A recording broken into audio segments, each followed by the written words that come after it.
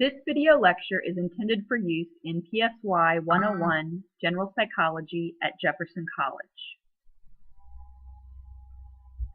Students should read the accompanying textbook chapter using the provided learning guides to begin note-taking prior to viewing the video. The video lecture should then be used to enrich notes and the encoding of the information. This video goes along with the textbook Chapter 15, The Treatment of Psychological Disorders. We will be covering the biomedical therapies in this video. These learning objectives from Chapter 15 are covered in the biomedical therapies video.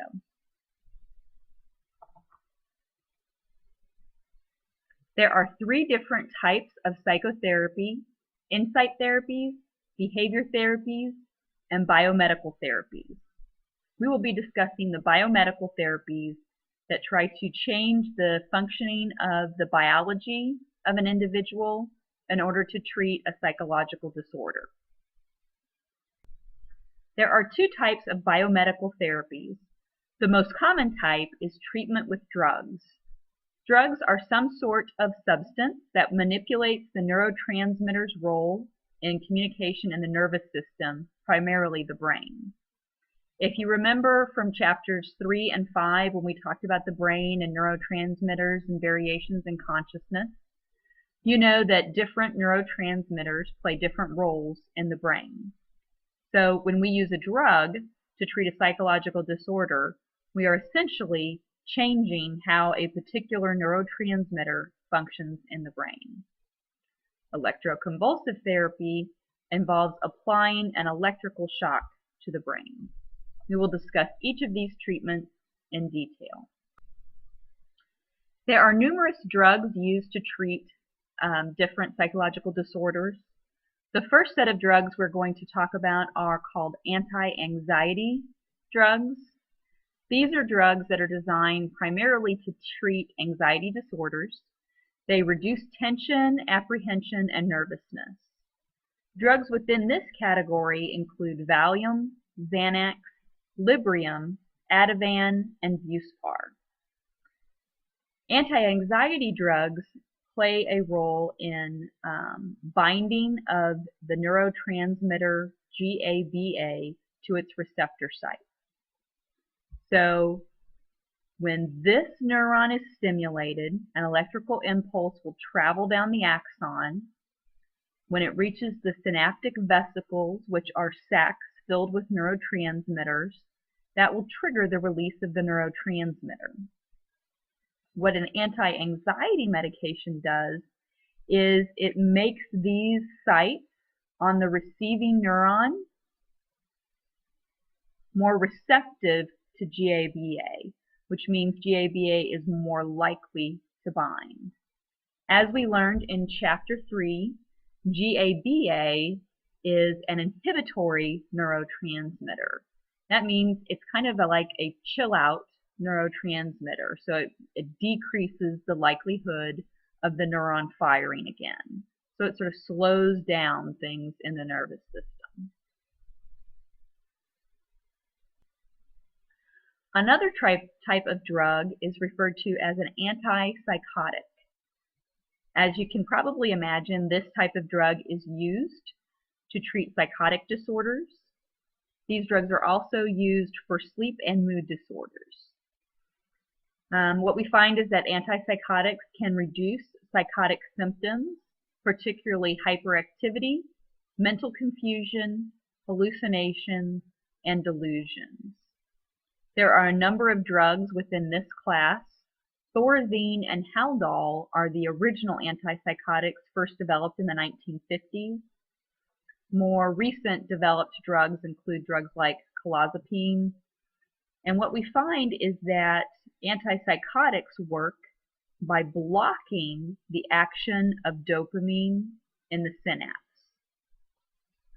So, if this particular neuron is stimulated, an electrical impulse will travel down the axon. When it reaches the end, it will trigger the synaptic vesicles, the sacs filled with the neurotransmitter, to release the neurotransmitter, in this case, dopamine. what an antipsychotic does is it makes it harder for this dopamine to bind to its receptor site. So it blocks it. It's kind of like putting gum over the lock. And so by doing so, it helps to reduce some of those psychotic symptoms. Unfortunately, at the same time, antipsychotic drugs have a lot of side effects, and those include a feeling of drowsiness and feeling drugged. They can also have more serious consequences, including tremors, muscular rigidity, impaired coordination, and in really extreme cases, they can cause a permanent side effect. That means after they stop taking the medication, the side effect continues. This is called tardive dyskinesia, and it's similar to Parkinson's-like disease and involves involuntary movements, primarily of the face. It also has this impaired coordination. One of the movements that you sometimes will see is something called tongue thrusting, where while a person is just sitting there or trying to talk, their tongue will sort of thrust out of their mouth in an uncontrollable fashion. Another type of drug used to treat psychological disorders are antidepressants. These are medications that we already talked about when we talked about the neurotransmitters, but we're going to discuss them again here. Antidepressants help to elevate mood and can help bring people out of a depression. They are also sometimes prescribed for people who have anxiety disorders and addictive disorders. The most common type of antidepressant is a class of drugs called selective serotonin reuptake inhibitors. These work by blocking the reuptake of serotonin after it's been released into the synapse. Common neurotransmitters include Prozac, Paxil, and Zoloft.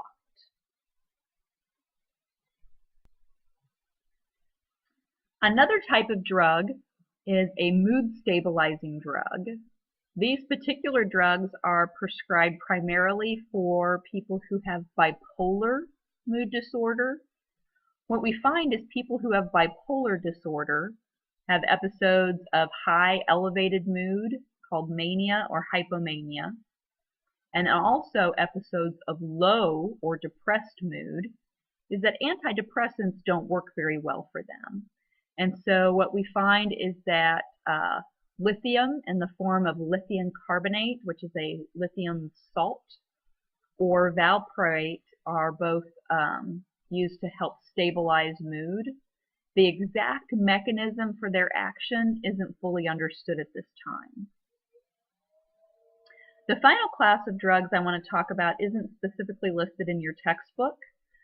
We do talk about stimulants when we talk about addictive drugs, but stimulants are a class of drugs that are used primarily in the treatment of attention deficit hyperactivity disorder. And what we find is these stimulants work because they stimulate the attention and control centers of the brain.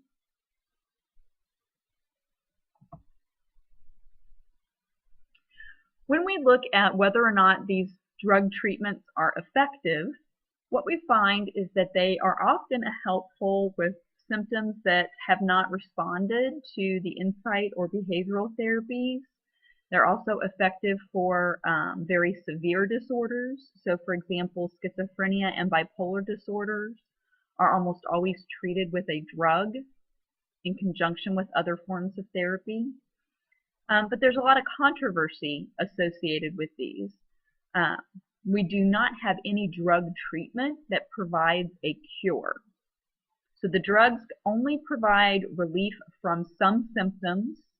No drug provides relief from all symptoms.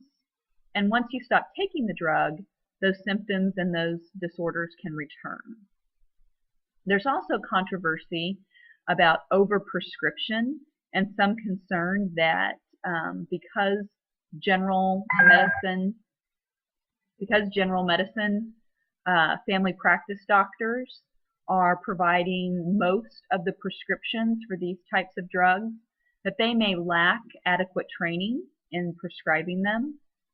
There's also concern that the pharmaceutical industry has too much influence, particularly when they are directly marketing their drugs to individuals. The other problem with these drugs is they all have side effects. And that's because these neurotransmitters are not targeted in just one part of the brain or one part of the nervous system. And so when we take a pill, it's going to go throughout the body and it's going to affect all parts of the body.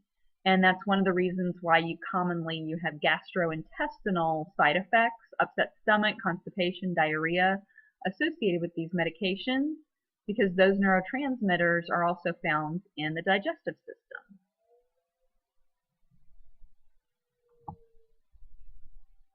The last type of biomedical therapy is electroconvulsive therapy.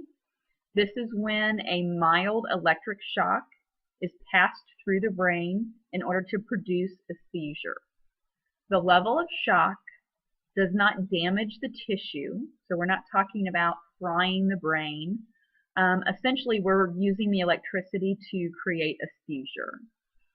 This type of therapy has been around for a long time, but it is typically used as a therapy of last resort, most often for people who have severe major depression that hasn't responded to any other form of therapy.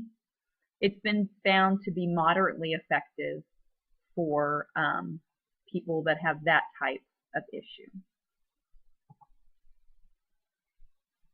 So in summary, there are three main types of psychotherapy: insight therapy, behavior therapy, and biomedical therapy. These therapies have all been found to be effective, some for only certain conditions, some for many conditions. And generally speaking, we find that psychotherapy works and is effective even for the worst problems. I would encourage you to find the YouTube video, This is Psychology, Episode 6, that discusses how psychotherapy is used for the most serious mental illnesses. I am not going to show that video as a part of this video, as it's too long to be included. This concludes the Biomedical Therapies lecture.